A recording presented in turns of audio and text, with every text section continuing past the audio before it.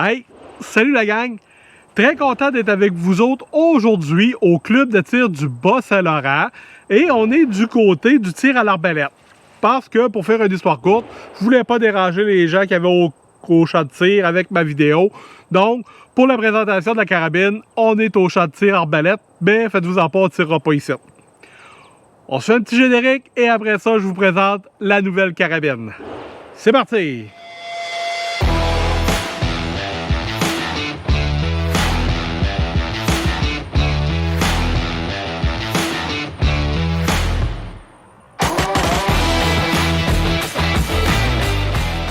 Je vous présente aujourd'hui une nouvelle carabine. C'est une petite Marlin 917V que vous avez ici. Et c'est une carabine dans le 17 HMR. Donc le calibre, c'est le 17 HMR. HMR qui tient pour Hornady Magnum Rimfire, donc HMR. Je vais vous faire une petite histoire de comment je me suis procuré l'arme. J'ai vu une annonce sur une place qu'on peut acheter des armes. J'ai consulté le vendeur. Il se retrouvait que c'était un de mes abonnés. Et on est venu à l'entente pour acheter cette carabine-là et une autre. Et un gros stock là, de balles, de trépieds, de bipieds, de toutes sortes de télescopes. Donc j'ai acheté un lot d'armes. Et cette carabine-là venait dans le lot. Le 17 HMR, c'est un calibre qui m'a toujours un peu intrigué. Des petites balles qui vont full vite, quand même pas mal précises, sauf quand ils pognent dans le vent, bien sûr. Et je trouvais les balles jolies. C'est niaiseux à dire. Je trouvais que ça ressemblait comme à des petites balles de AR. Et ça m'intéressait un jour de n'en avoir une. Mais les finances, si vous voulez, et la vie étant ce qu'elle est, ben, j'avais pas encore eu l'occasion de mettre la main sur une. Mais là, c'est fait. Si vous le voulez bien, avant d'aller essayer la carabine, je vais vous passer un peu en revue les caractéristiques techniques de la carabine.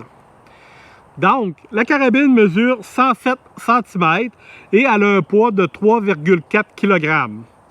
Ce qui la rend facile à transporter et ça offre aussi une bonne stabilité pour le tir.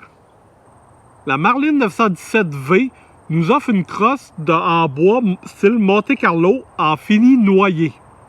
La crosse est conçue pour nous offrir un confort et une prise en main facile et sécuritaire. Elle offre aussi des quadrillages là où il le faut pour s'assurer qu'on ait une bonne grippe sur notre arme. La crosse est complétée par une plaque de couche en plastique et des attaches bretelles que vous pouvez voir ici, là, il y en a deux. L'action de la Marlin 917V abrite le système de contrôle de tir T900. Et la détente a un poids de 2,5 kg. Selon Marlin, selon ce que j'ai lu, il y aurait deux vis pour attacher l'action sur la crosse. Présentement, j'en vois juste une, mais je ne l'ai pas encore démontée, donc ça va être à confirmer lors du démontage. Selon Marlin, le fait d'avoir deux vis pour tenir la crosse en place, ça améliore la performance de la carabine dans le tir de précision. Sur cette carabine-là, de base, il ne vient pas avec des mires. La personne de qui je l'ai acheté avait fait installer une mire à l'avant et une mire à l'arrière. Mais normalement, de base, elle ne vient pas de mire. Mais l'action est... Vous avez des trous qui sont faits, drillés pour ça, et qui sont prêts à l'usage. Et vous avez aussi un rail waiver pour pouvoir mettre une lunette. Cette carabine est équipée d'un verrou de sécurité manuel. Donc, on a une sécurité ici. Là, vous ne la voyez pas. Hop!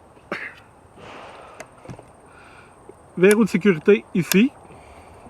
Et le verrou bloque la culasse et empêche tout tir involontaire, offrant ainsi une sécurité de tranquillité d'esprit supplémentaire lors du transport et du stockage de l'arme. La 917V est équipée d'un canon lourd flottant de près de 56 cm approximativement.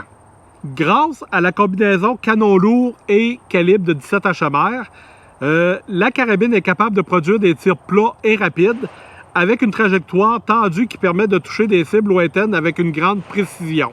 Ça, c'est ce que Marlin nous dit. On va le mettre à l'épreuve, bien sûr. De plus, la carabine vient équipée d'un chargeur amovible de 7 balles, ce qui nous permet de recharger rapidement et de rester concentré sur notre cible. Elle vient aussi de base avec un chargeur de 4 balles supplémentaires, mais ce chargeur-là, je ne l'ai pas. Donc, avec cette balle-là, on est capable de faire quand même du beau travail en cible. D'après moi, on est capable d'avoir du plaisir. Pour m'aider à bien essayer la petite carabine, je me suis acheté un nouveau télescope. C'est un Vortex Viper 6.5 par 20. Donc, ça devrait être quand même pas pire, j'imagine. Je ne l'ai pas encore essayé, je ne l'ai pas encore monté sur la carabine. On fait ça juste avant d'aller tirer. Ça devrait être intéressant. J'ai hâte de voir des bons commentaires dessus. J'ai eu quand même un bon prix. Un petit truc en passant comme ça pour ceux qui commencent dans le tir. Quand vous allez venir le temps de choisir vos télescopes, je vous conseille de tous choisir la même grosseur de tube ici. Personnellement, j'ai opté pour des tubes de 30 mm. Et tous mes télescopes ont 30 mm. Ce que ça fait, c'est que vous ne serez pas pogné avec 25 bagues d'attachement pour vos télescopes. Donc, vous allez pouvoir en acheter un pour chacun et ils vont être interchangeables avec vos télescopes. Donc, vous allez pouvoir peut-être mettre un peu plus d'argent dans les bagues que vous l'auriez mis peut-être autrement. Des fois, on ne le sait pas parce qu'il y a quand même des hauteurs sur ces bagues-là. Sur une arme, vous pouvez avoir besoin d'une base. Sur une autre arme, vous pouvez avoir besoin d'une haute. Mais si vos bagues sont interchangeables avec tous vos télescopes, ben à ce moment-là, ça va vous en prendre moins. On est rendu du côté du champ de tir et on est encore seul, donc ça c'est plaisant. Si vous entendez des tirs, c'est parce que ça vient du champ de tir pistolet juste à côté.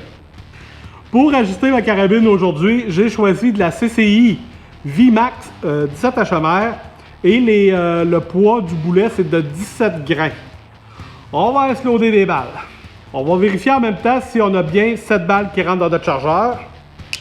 Donc, une. Je trouve que c'est vraiment des belles petites balles. J'adore ça. 2, 3 et 7. Donc, là aujourd'hui, juste pour être sûr qu'on se comprenne bien, j'ai vissé le télescope dessus à main sans utiliser de tournevis dynamométrique. Donc, j'ai pas mis de bleu non plus. Donc, il va falloir que je réinstalle le télescope. Je veux juste avoir une idée du genre de précision qu'on peut avoir, mais le télescope ne restera pas là. Il va falloir que je le réinstalle. J'ai installé mon télescope, mon nouveau télescope que j'ai jamais sighté avant, sur une carabine que j'ai jamais essayé avant.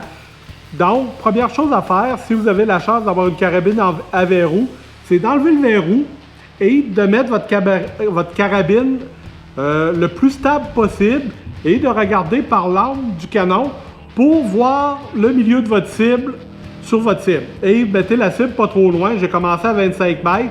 C'est juste pour pouvoir ajuster le télescope. Donc,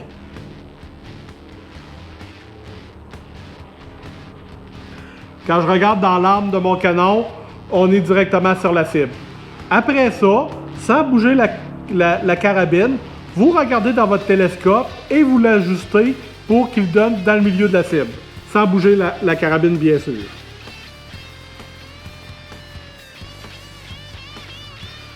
Donc je l'avais fait juste avant d'ouvrir la caméra. Donc ce bout-là est fait, il nous reste à l'essayer. Et quasiment dans le centre. Ça fait que techniquement, quand on utilise cette méthode-là, qu'on va avoir moins besoin d'utiliser de balles pour pouvoir fighter notre carabine. Ça cycle.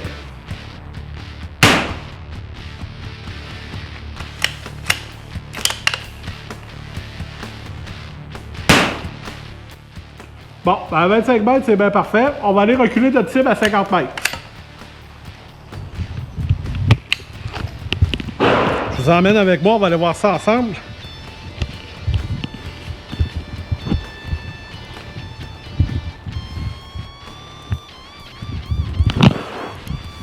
Donc, on est à 25 mètres et on a quand même un beau petit grouping, mais c'est 25 mètres. La carabine est capable de beaucoup mieux. On recule tout ça à 50. Donc, 50 mètres, on va voir ce que notre parallaxe va dire là-dessus. Oh, ben 50 mètres, oui, ok. Tantôt, je l'avais pas vraiment vérifié avant de tirer comme un beau newbie.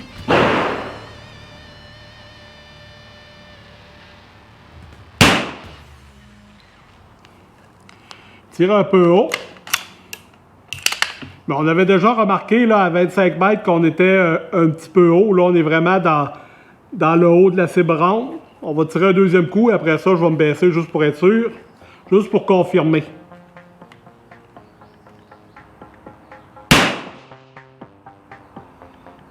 Bon.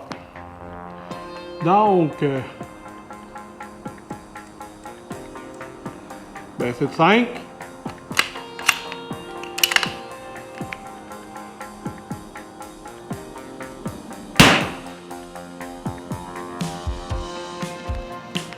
Encore un 5.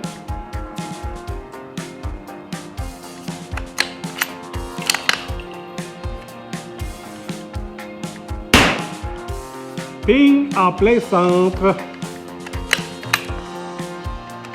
Donc, si ma mémoire est bonne, c'est ça, j'ai plus de balles. Quand même une pas pire mémoire.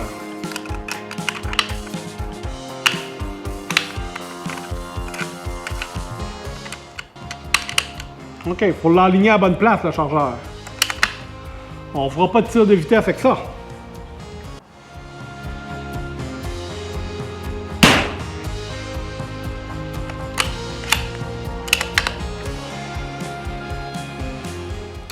Je vais le faire en haut à gauche, on va faire en haut à droite.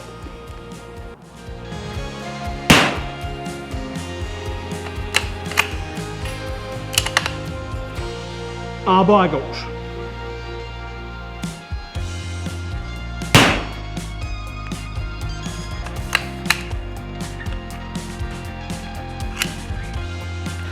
Donc, vous en mettez avec moi, on s'en va à 50 mètres. Juste pour vous dire, dans mon télescope, là, on voit super clean cut. J'aime beaucoup les produits Vortex. Toujours un bon rapport qualité-prix. C'est pas des télescopes, techniquement, là. C'est pas des Lopo puis des gros télescopes de même ou d'autres marques que je connais pas.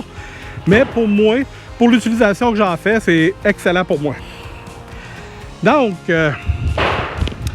j'ai commencé le premier tir, ou le premier, ou en tout cas les deux premiers. Après ça, j'y ai donné 5 coups par en bas, j'ai tapé ici. Et je lui ai redonné un autre 5 coups par en bas, j'ai tapé ici. Après ça, j'ai fait 1, 2, 3. Donc, très satisfait du résultat. On recule le tout à 100 mètres et on réessaie. Comme vous le voyez, il y a un petit peu de vent. Je vous ai mis les flags pour vous le montrer. Et comme je ne suis pas encore aussi évolué dans ce style de tir-là que mon chum Gaétan. D'ailleurs, je vous invite à aller voir sa chaîne, là, Gaétan Vallée. Je vais mettre un lien sous la vidéo. Allez l'encourager un peu. Je prends beaucoup de trucs de ce monsieur-là. C'est un monsieur, un super de patenteux. Le matin, il a fait une table de roue. En tout cas, allez voir ça, je vous mets un lien. Et il y a un petit peu de vent. Et comme un tata, comme un newbie, ben moi, je tire quand je suis prêt. Je tire pas quand il n'y a pas de vent. Lui, il attend qu'il n'y ait pas de vent. Et là, il tire. On n'est pas encore rendu à la même place. Mais mon Gaétan, je vais te rattraper.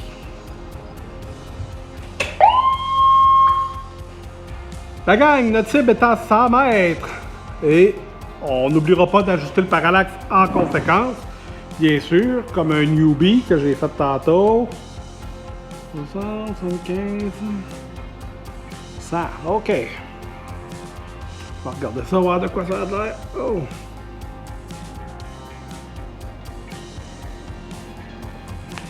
Un petit peu plus loin, hein? Mais on peut aller jusqu'à 20x, donc on ne gêne pas. OK. 100 mètres, on est passé de 50 à 100 mètres.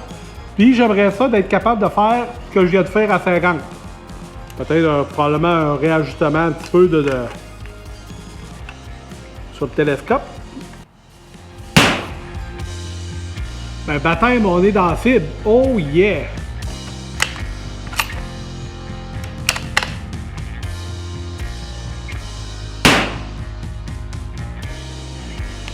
Une petite affaire haute. 2 clics.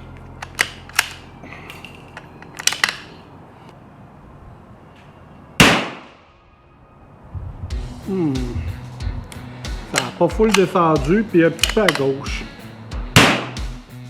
Oh yeah!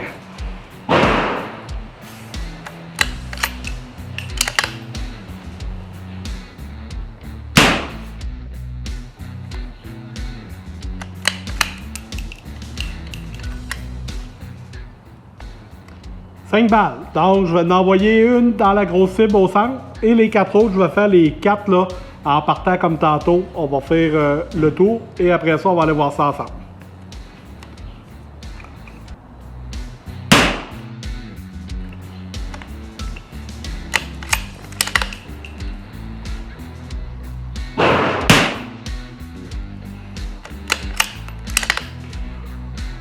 On le voit que je suis pas un tireur de précision parce que ça bouge beaucoup en bataille.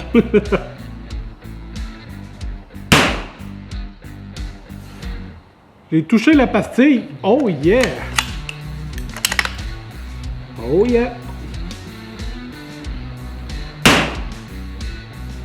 Pastille encore. Solide! Bon, bien à l'aimer celle-là. Les battements de cœur, chaque fois que j'ai un battement de cœur, la carabine fait tout. Je pensais pas que ça avait une si grande importance. C'est vol. Oh yeah!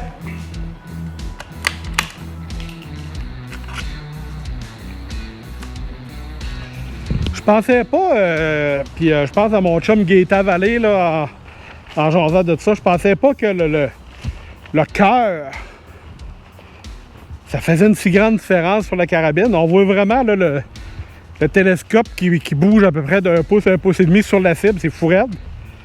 Écoute, j'avais déjà entendu parler de la respiration. Fallait baisser notre respiration et tout ça. Mais le cœur, c'est bon. Comment on fait pour arrêter le cœur? Je ne sais pas. C'est pas le genre de tir que je suis habitué de faire. Comme vous savez, je suis plus un tireur d'action, mais je peux pas dire que j'haïs ça.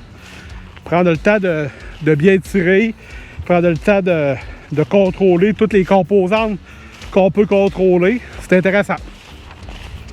En tout cas, nouvelle expérience. Donc, premier tir que j'ai fait ici. Ici, oui. Après ça, ici, j'ai tassé un petit peu. Et on voit que c'est quand même pas pire. Là, il faut que vous compreniez, la gang, comme je viens de vous le dire en m'en venant, je ne suis pas un tireur de précision. Donc, un groupement de même, à 100 mètres, moi, je suis content. Après ça, j'ai essayé mes 4 balles dans mes pastilles. La première que j'ai essayée, ici, je ne l'ai pas eu, bien sûr. Ici, touché. Donc, c'est des pastilles de 2,5 cm, de 1 pouce. Ici, touché, solide. Et ici, touché, solide. Donc, ma conclusion, la carabine tire mieux que le gars. Donc, on va continuer à se pratiquer. On va continuer, première étape, on va installer le télescope final sur la carabine avec du Loctite, tout ça, pour être sûr qu'il est à son emplacement final. Mais baptême, je suis très content de mes résultats. Juste avant de faire la conclusion, la gang, j'aimerais ça vous donner un peu les avantages et les inconvénients que j'ai trouvés un peu sur la carabine pour le moment. Premièrement, je trouve que le modèle est joli. Donc, je ne suis pas habitué d'avoir des carabines en bois, j'en ai pas des millions. Mais je trouve que le modèle est joli avec sa petite crosse Monte Carlo. Il y a du checker plate, du checker ou ce qu'il en faut. Donc, je trouve que, point de vue look, je trouve qu'elle look beaucoup avec son canon lourd. Je trouve qu'elle est belle. Je trouve l'objet beau. La précision. Écoutez, la gang, j'avais vu quelques reviews sur YouTube sur cette carabine-là. Tout le monde disait que c'est une carabine qui était super précise. Et je suis obligé de dire que oui, elle est super précise et même qu'elle est plus précise que le gars. Donc, une fois que je vais être pratiqué, je pense que je vais être capable encore d'améliorer mes groupings, de trouver la bonne cartouche aussi qui va dedans. Là, pour l'instant, je n'ai essayé juste une seule marque, une seule grosseur de grain. Mais on va en essayer quelques-unes d'autres. Et on va trouver la meilleure pour ça. On va aussi fixer le télescope final dessus. Donc, ça va tout être des choses qui vont améliorer la précision. Et le gars va prendre un petit peu plus d'assurance aussi avec elle. Le seul petit inconvénient que j'ai trouvé sur la carabine et qui en dit tout le reste, et c'est aussi visible qu'un éléphant dans un chose de porcelaine, c'est le chargeur, qui lui est vraiment, mais vraiment laid. Écoute, Marlène, baptême, t'es capable de nous faire quelque chose qui est quand même mieux que ça. En plus d'être laid, c'est pas évident non plus de l'aligner à la bonne place pour pouvoir le rentrer. Peut-être que je manque un peu d'habitude, mais pour une première utilisation, je trouve que c'était pas ergonomique comme position. Donc, le chargeur, ça fait dur, mais bon, une fois que le chargeur est mis et qu'on tire, là, je pense que les avantages de la carabine comblent amplement l'histoire du chargeur, mais il est vraiment laid. Donc, la gang, en commentaire, j'aimerais que vous me laissiez savoir qu'est-ce qu'on fait avec la Marlin. J'ai quelques petits projets. Aimeriez-vous ça les voir en vidéo? J'aimerais ça raccourcir un peu la crosse, peut-être de entre un quart et un demi-pouce, parce qu'elle est un petit peu trop longue pour moi. J'ai de la misère à voir dans le télescope comme il faut, donc il faut que je m'avance beaucoup. Ma position n'est pas optimale. Donc, peut-être rapetisser un petit peu la crosse. Aimeriez-vous que je sable la crosse et qu'on remette un autre vernis dessus comme j'avais fait avec mon 12 Mossberg? Je vous mets un lien ici pour aller voir les modifs que j'avais fait dessus. Je m'entends aussi à faire une petite job de sablage sur le bolt, sur le verrou pour qu'il soit il est quand même fluide, mais j'aimerais ça qu'il soit un petit peu plus fluide que ça. Et aussi, probablement le démonter pour bien nettoyer à l'intérieur, ce que j'ai pas encore fait. En tout cas, si c'est une série de vidéos qui vous intéresse, laissez-moi là en commentaire pour que je puisse savoir si je prends la peine de la tourner ou pas. En conclusion, est-ce que j'ai aimé mon expérience avec la Marlin 917V? Bien, écoutez, je suis agréablement surpris. J'étais pas sûr de la garder à 100%, mais là, ça m'a convaincu. Je pense que je vais la garder et je vais... comme je vous dis, là, les divers petits projets que j'ai à faire avec. Et je vais aussi me mettre un peu au tir, un peu plus de précision. C'est différent de ce que je fais d'habitude, mais quand on a une chaîne YouTube qui s'appelle Tir et Survie, il faut faire toutes sortes de tirs. Puis je pense que ça en fait partie aussi. J'espère que vous avez apprécié la vidéo, la gang. N'oubliez pas le commentaire, le pouce, toujours important. Si vous voulez aller voir la page Patreon, il y a un lien sous la vidéo pour aller voir ça. Et je vous dis à la prochaine pour d'autres aventures. Bye bye!